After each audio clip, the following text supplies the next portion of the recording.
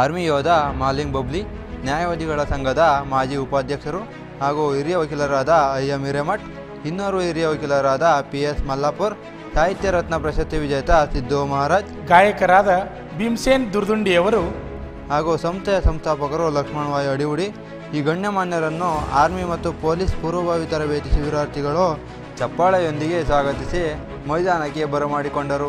Army ಯೋಧ ಹಾಗೂ ಉಳಿದೆಲ್ಲ ಅತಿಥಿ ಮಹನೀಯರು ಶ್ರೀ ಮಂಜುನಾಥ ಸೈನಿಕ ತರಬೇತಿ ಕೇಂದ್ರದಲ್ಲಿ ಆಯೋಜಿಸಿದ್ದ ವಾಲಿಬಾಲ್ ಪಂದ್ಯಾಟವನ್ನು ಉದ್ಘಾಟಿಸಿದರು.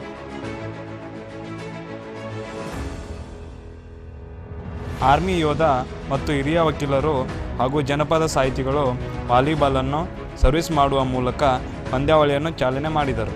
ಆರ್ಮಿ ಮತ್ತು ಪೊಲೀಸ್ ಪೂರ್ವಭಾವಿ ತರಬೇತಿಯ ಶಿಬಿರಾರ್ಥಿಗಳ ಅನೇಕ ತಂಡಗಳು ಈ ಸ್ಪರ್ಧೆಯಲ್ಲಿ ಭಾಗವಹಿಸಿದ್ದವು.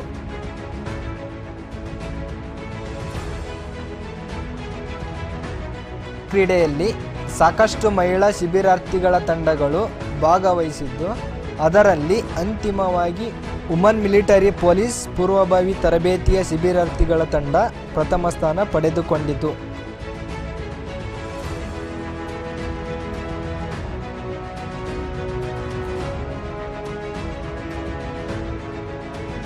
ಪುರುಷರ ವಿಭಾಗದಲ್ಲಿ ಆರ್ಮಿ ಪೂರ್ವಭಾವಿ ತರಬೇತಿ ತಂಡ, CRPF ಪೂರ್ವಭಾವಿ ತರಬೇತಿ ತಂಡ, BSF ಪೂರ್ವಭಾವಿ ತರಬೇತಿ ತಂಡ ಹಾಗೂ CISF ಪೂರ್ವಭಾವಿ ತರಬೇತಿ ತಂಡಗಳು ಅಂತಿಮ ಸುತ್ತಿಗೆ ಆಯ್ಕೆಯಾದವು.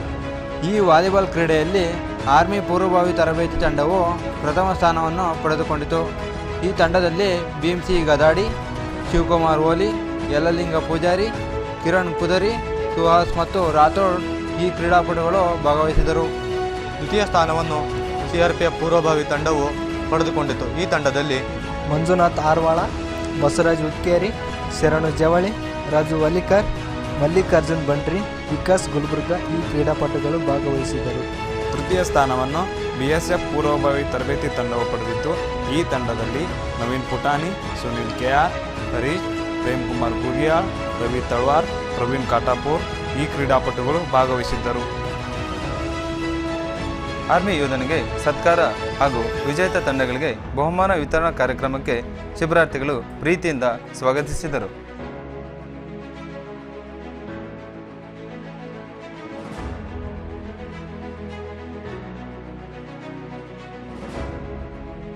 ಈ ಕಾರ್ಯಕ್ರಮದಲ್ಲಿ ಆರ್ಮಿ ಯೋಧ ಮಹಾಲಿಂಗ್ ಬಬ್ಲಿ ಅವರನ್ನು ಶ್ರೀ ಮಂಜುನಾಥ ಸೈನಿಕ ತರಬೇತಿ ಕೇಂದ್ರದ ವತಿಯಿಂದ ಸನ್ಮಾನಿಸಿ ಸತ್ಕರಿಸಲಾಯಿತು.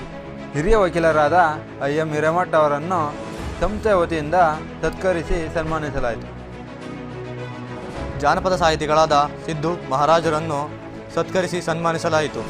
ಹಿರಿಯ ವಕೀಲರಾದ PS ಮಲ್ಲಾಪುರ್ ಅವರನ್ನು ಸಂಸ್ಥೆ ವತಿಯಿಂದ ಸತ್ಕರಿಸಿ ಸನ್ಮಾನಿಸಲಾಯಿತು. ಕಂಕನೊಡಿ ಗ್ರಾಮದ ಭೀಮಸೇನ್ ದುರ್ದುಂಡಿ ಅವರಿಗೆ ಸತ್ಕರಿಸಿ ಸನ್ಮಾನಿಸಲಾಯಿತು. ವಾಲಿಬಾಲ್ ಪಂದ್ಯಾಟದಲ್ಲಿ ಗೆದ್ದ ಮಹಿಳಾ ಮತ್ತು ಪುರುಷ ಶಿಬಿರಾರ್ಥಿಗಳ ಕೊರಳಿಗೆ ಪದಕ ಹಾಕಿ ಪಾರಿತೋಷಕಗಳನ್ನು ನೀಡಲಾಯಿತು. ಕಾರ್ಯಕ್ರಮದಲ್ಲಿ ಸಾಹಿತ್ಯ ರತ್ನ ಪ್ರಶಸ್ತಿ ವಿಜೇತ ಸಿದ್ದು ಮಹಾರಾಜ್ ಮಾತನಾಡುತ್ತಾ, ನೂರಾರು ಯುದ್ಧ ಗೆಲ್ಲುವುದಕ್ಕಿಂತ ನಿನ್ನನ್ನು ನೀನು ಮೊದಲು ಗೆಲ್ಲು, ಅದೇ ನಿನ್ನ ವಿಜಯ, ಯಾರಿಂದಲೂ ಅದನ್ನು ಕಸಿದುಕೊಳ್ಳಲು ಆಗದು ಎಂದು ವಿದ್ಯಾರ್ಥಿಗಳಿಗೆ ಕಿವಿಮಾತು ಹೇಳಿದರು. ಹಿರಿಯ ವಕೀಲರಾದ IM ಹಿರೇಮಠ್ ಮಾತನಾಡಿ, ಕಷ್ಟಪಟ್ಟು ಯಶಸ್ಸನ್ನು ಸಂಪಾದಿಸುವುದಕ್ಕಿಂತ ಅದನ್ನು ಶಾಶ್ವತವಾಗಿ ಉಳಿಸಿಕೊಳ್ಳುವುದು ಸವಾಲಿನ ಕೆಲಸ. ನಮ್ಮ ಯಶಸ್ಸಿಗೊಂದು ಸಾರ್ಥಕ ಸಿಗುವುದೇ ಅದನ್ನು ಉಳಿಸಿಕೊಂಡಾಗ ಮಾತ್ರ ಎಂದರು. ಇನ್ನೋರ್ವ ಹಿರಿಯ ವಕೀಲರು PS ಮಲ್ಲಾಪುರ್ ಮಾತನಾಡುತ್ತಾ, ನೀವು ಯಾವುದೋ ಕೆಲಸವನ್ನು ನಿನ್ನೆ ಮಾಡಲು ಸಾಧ್ಯವಾಗಿಲ್ಲ ಎಂದ ಮಾತ್ರಕ್ಕೆ ಇಂದು ಅದನ್ನು ಮಾಡಲು ಆಗುವುದಿಲ್ಲ ಎಂದಲ್ಲ. ನೀವು ನಿನ್ನೆಗಿಂತ ಇಂದು ಒಂದು ದಿನ ಹೆಚ್ಚು ಪ್ರಬುದ್ಧರು, ಬಲಶಾಲಿಗಳು ಆಗಿರುತ್ತೀರಿ ಎಂಬುದು ಗೊತ್ತಿರಲಿ ಎಂದರು. ಆರ್ಮಿ ಯೋಧ ಮಹಾಲಿಂಗ ಬಬ್ಲಿ ಆರ್ಮಿ ಸೇರುವಾಗ ಮತ್ತು ಸೇರಿದ ನಂತರ ತಮ್ಮ ಅನುಭವಗಳನ್ನು ಶಿಬಿರಾರ್ಥಿಗಳ ಮುಂದೆ ಹಂಚಿಕೊಂಡರು. ನಾವು ವಿಶೇಷ ಸ್ಟೇಜ್ ಮೇಲೆ ಬರೋದು ಬಹಳ ಯಾಕಂದ್ರೆ ನಮ್ಮ ರೂಟ್ ಏನಿದೆ, ಶಿಕ್ಷಣ ರೂಟ್ ಇದೆ, ಸೈನಿಕ ರೂಟ್ ಇದೆ.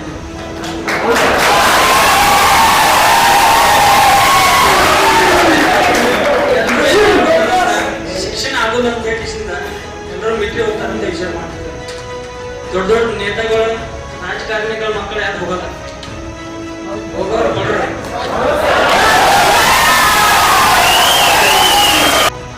ಆಮೇಲೆ BSc ಮುಗಿದ ತಕ್ಷಣ ನಾವೆಲ್ಲ ಆರ್ಮಿ ಜಾಯ್ನ್ ಆದ್ವಿ. ನನ್ನ ಸಂಗತಿ ಏನಂದ್ರೆ ನಮ್ಮ ಮನೆಯಲ್ಲಿ ಮನೇಲಿ ನಮ್ಮ mummy teacher, primary school head master. But ನಾನು ಕಲಿಬೇಕನ್ನೋ ಭಾಳ ಆಸೆ ನಮ್ಮ ಅಮ್ಮಗೂ. ಬಟ್ ನಾನು ಕಲಿಯೋಕ್ಕಾಗಲಿಲ್ಲ. ಯಾಕಂತಂದರೆ ನಾನು ಅಭ್ಯಾಸ ಮಾಡ್ತಿದ್ದೆ ಕುತ್ಕೊಂಡು. ಬಟ್ ನನ್ನ ಜೊತೆ ಇದ್ದವರು ರನ್ನಿಂಗ್ ಮಾಡಕ್ಕೆ ಹೋಗ್ತಿದ್ದೆ ಮುಂಜಾನೆ ಎದ್ದ ತಕ್ಷಣ. ನಾನು ಒಂದು 2 ವರ್ಷ ನೋಡಿದವ್ರನ್ನ, ಅವ್ರು ರನ್ನಿಂಗ್ ಮಾಡೋದು ನೋಡಿ ನನಗೂ ತಲೆ ಕೆಟ್ಟ.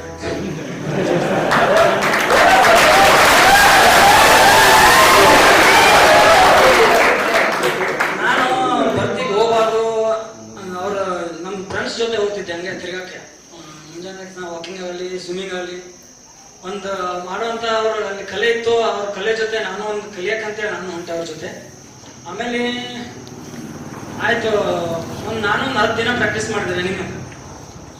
10 ದಿನ ಪ್ರಾಕ್ಟೀಸು ಸಾಕು, ನೆಕ್ಸ್ಟ್ ಬರ್ತೀವಿ ನೋಡೋಣ ಅಂತೇಳಿ ಧಾರವಾಡ ಹೋಗಿದ್ವಿ.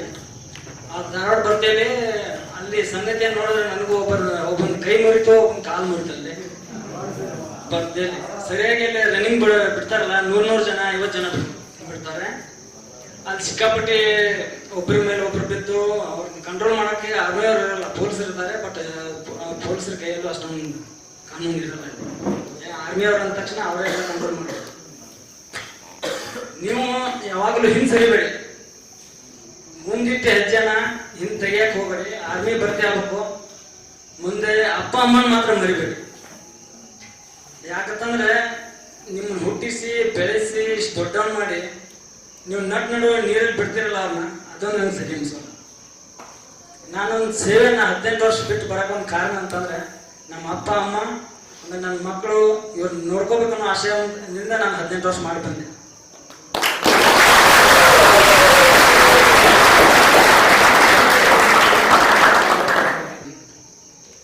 ಆಮೇಲೆ ಒಂದು 2 ತಿಂಗಳಾದ ತಕ್ಷಣ ಮಂಗಳೂರು ಬರ್ತೀವಿ. ಇದೇ 15 ದಿನ ಪ್ರಾಕ್ಟೀಸ್. ಮತ್ತೆ ಅಲ್ಲಿ ಎಕ್ಸಲೆಂಟು, ಪ್ರತಿಯೊಂದೆಲ್ಲ ಎಕ್ಸಲೆಂಟ್. ಫಿಸಿಕಲಲ್ಲಿ ಹಿಂದಾಗಿ ನೀನು ಭಾಳ ಕಠಿಣ. ಯಾಕಂತಂದ್ರೆ ನಾವು 300-400 ಬೆಂಚ್ ಸ್ಟ್ರೆಚ್ ಆಗಲಿ, ಸೈಡ್ ಸಿಟಪ್ ಆಗಲಿ, ಆದಷ್ಟು ಫಿಸಿಕಲ್ ಫಿಟ್ನೆಸ್ ಇಟ್ಕೊಳಕ್ಕೆ ಇದು ಒಂದೇ ಬೆಸ್ಟ್ ಅಂತಂದರೆ ಸೈನಿಕರು. ಅವರು ಹುಟ್ಟಿ ಸಾಯುವವರೆಗೂ ಅವ್ರು ಹೆಂಗಿರ್ತಾರೆ ಹಿಂಗಿರ್ತಾರೆ.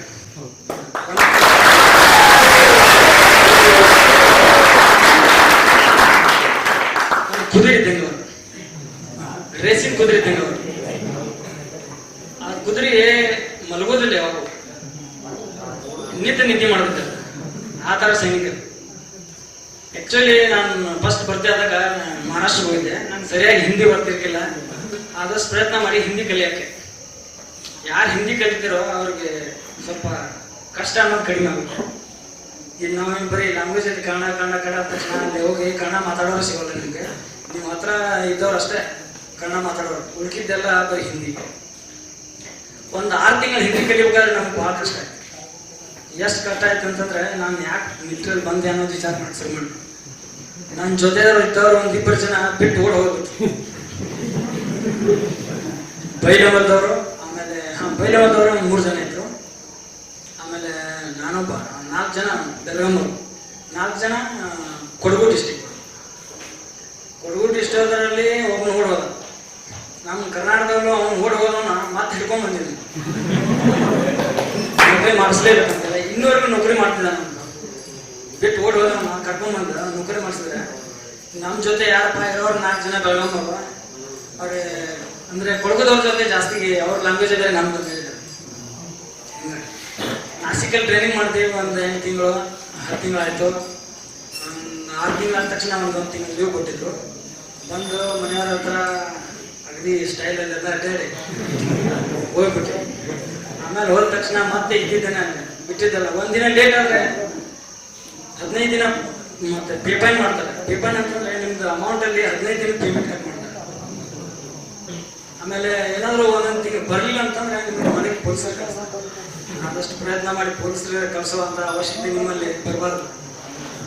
ಹೇಗಾದ್ರು ಮಾಡಿ ಅಲ್ಲೇ ನಿಂತು ಟ್ರೈನಿಂಗ್ ಮಾಡೋದು. ಟ್ರೈನಿಂಗಲ್ಲಿ ಕಷ್ಟ ಅನ್ನೋದು ಇರೋದೆ. ಯಾವಾಗ ಕಷ್ಟ ಅನ್ನೋದು ಬರ್ತದೆ ಮುಂದೆ ಆರಾಮಾಗಿರ್ಬೋದು, ನಿಮ್ಮ ಜೀವನ ಆರಾಮ ಅನಿಸ್ಬೋದು.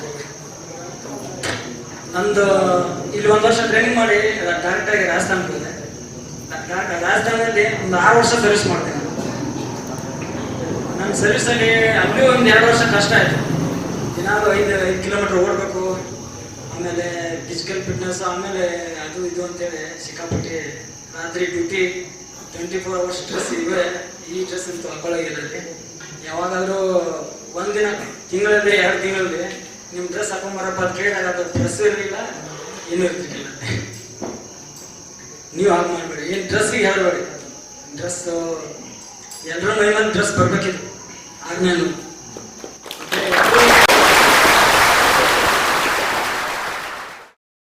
ಯಶಸ್ವಿಯಾಗಿ 16ನೇ ವರ್ಷದಲ್ಲಿ ಮುನ್ನಡೆಯುತ್ತಿರುವ ಕರ್ನಾಟಕ ರಾಜ್ಯದಲ್ಲಿ ಹೆಸರುವಾಸಿಯಾಗಿರುವ ಏಕೈಕ ಸಂಸ್ಥೆ ಶ್ರೀ ಮಂಜುನಾಥ್ ಸೈನಿಕ ತರಬೇತಿ ಕೇಂದ್ರ ಮೂಡಲಗಿ. ಪುರುಷ ಹಾಗೂ ಮಹಿಳಾ ಅಭ್ಯರ್ಥಿಗಳಿಗೆ ಆರ್ಮಿ, ಪೊಲೀಸ್ ಹಾಗೂ ಡಿಫೆನ್ಸ್ ಫೋರ್ಸ್ ಹುದ್ದೆಗಳಿಗೆ ದೈಹಿಕ ಹಾಗೂ ಲಿಖಿತ ಪರೀಕ್ಷೆಗಳಿಗೆ ಪೂರ್ವಭಾವಿಯಾಗಿ ತರಬೇತಿ ನೀಡಲಾಗುವುದು. ಪ್ರವೇಶ ಪ್ರಾರಂಭವಾಗಿವೆ. ಪ್ರೋತ್ಸಾಹ ನಮ್ಮದು, ಪ್ರಯತ್ನ ನಿಮ್ಮದು.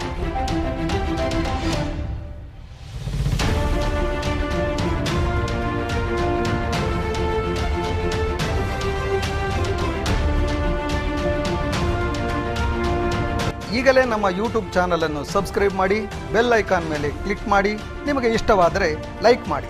ಆರ್ಮಿ ಪರೀಕ್ಷೆಗೆ ಸಂಬಂಧಪಟ್ಟಂತೆ ಪ್ರತಿಯೊಂದು ಸಬ್ಜೆಕ್ಟ್ ಅನ್ನು ನಿಮಗೆ ಉಚಿತವಾಗಿ ನಮ್ಮ ಯೂಟ್ಯೂಬ್ ಚಾನಲ್ ಮುಖಾಂತರ ನಾವು ನಿಮಗೆ ನೀಡುತ್ತಿದ್ದೇವೆ.